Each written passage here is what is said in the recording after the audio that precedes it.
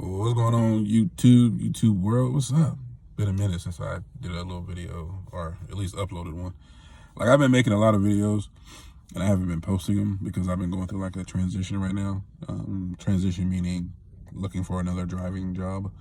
So I wanted to make this video about searching for local jobs.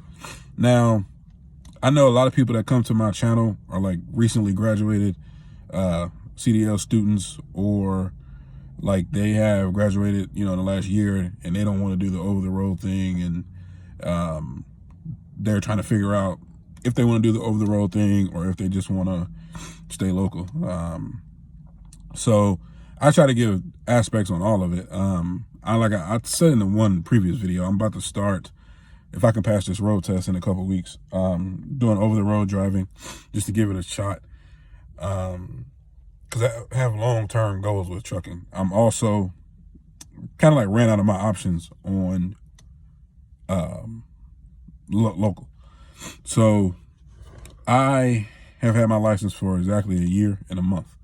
I worked for one beverage company, like delivering beverages to gas stations and things like that, and 2 food service deliveries. So, delivering all the food and products to the restaurants. Food service is more money. Beverage is a little bit less work, but less money also. So I will tell you guys kind of what you're going to look into if you're going to get into that type of CDL route. A lot of people have said they didn't get their CDL to become glorified movers, because that's what you are when you're doing touch freight. You're taking everything off the truck, the trailer, and you're working it in the store or putting it in the cooler or doing whatever that customer needs you to do. It's long days, and by long days, I mean your day typically starts between 3 and 4 a.m. Sometimes could be midnight and 4 a.m. and you don't get back home till it could be 4 p.m. to 6, 7 p.m. And yes, there are DOT regulations on local, but sometimes your company they can adjust it to where you'll still get paid for the hours, but on the DOT side of it, they're not going to reflect that you're in a violation. Now, some companies, if they see you consistently being late on routes, you're just having a rough time, they will have you do like a reset where they may make you, because typically a local job is Monday through Friday. You may run into some of them that work on Saturday, and then your days off would be like Sunday, Monday. They may make you take an additional reset if you've worked maybe 2 16s back to back.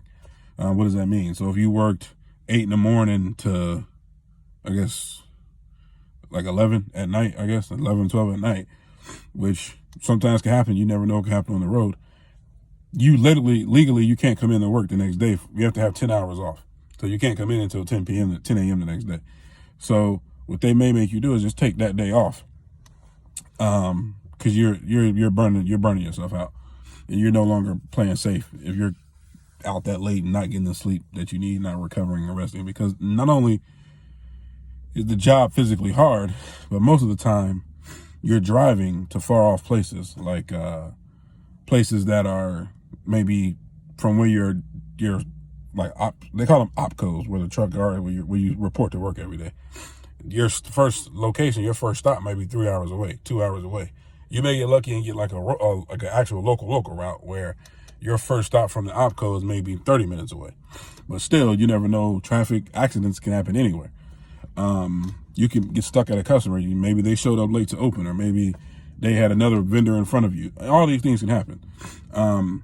Things that you run into with hiring. A lot of local jobs now will take recent grads. Like I said, I've had 3, and I'm still considered a recent grad.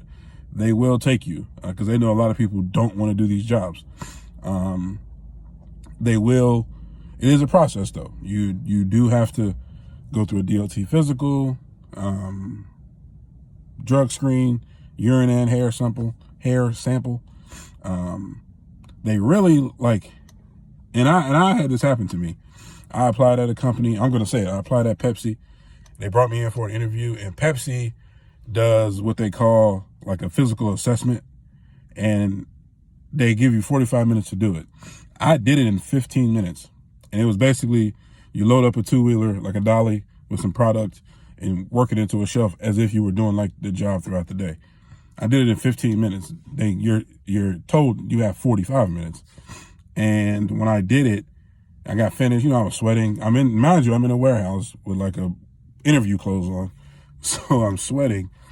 And the guy tells me he's not going to offer me the job because he didn't like how I bend over, like to pick up the product. He didn't like how I squatted down and bend over to place the product.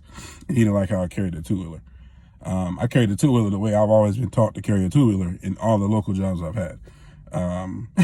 So I think it was size discrimination. I'm a big dude. I'm like 6'1", 320. So I think they felt like a bigger guy wouldn't be able to do the job. Little did they know I worked for Coke, because Pepsi doesn't take your resume before they do the interview. Little did they know I worked for Coke. I worked for a bunch of another food service. I've done this. This is what I've done for a year now. So they didn't know. And the fact of the matter is they didn't even tell me that. They just told me we didn't like the way you bend and turn and all that. But they still said we'll be in touch though. Don't do that. Don't do that. So you will encounter things like that with local jobs, because some of the companies feel like they pay so well that some guys will want to come and do these jobs, but a lot of recent grads don't want to.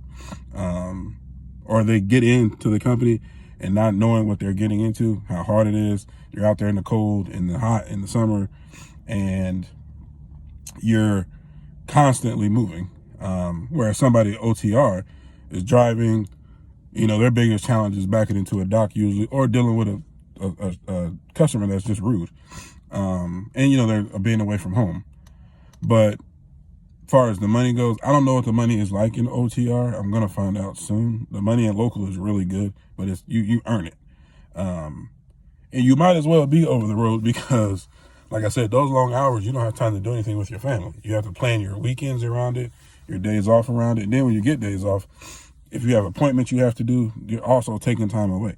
So it depends on which is more important to you. And I'm not even going to say more important. I'm going to say what you're willing to sacrifice. If you're willing to sacrifice time with your family to sleep in your bed every night, or you're willing to sacrifice time with your family for a few weeks at a time to not have the job be so demanding on you.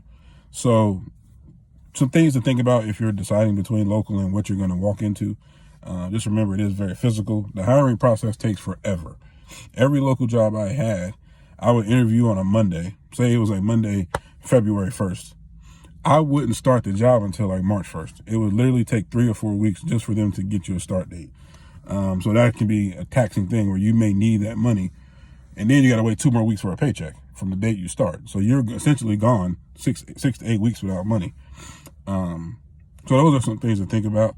Like I said, it's whatever suits you. So I hope this helps. As always, JC the Trucker here. Have a great day.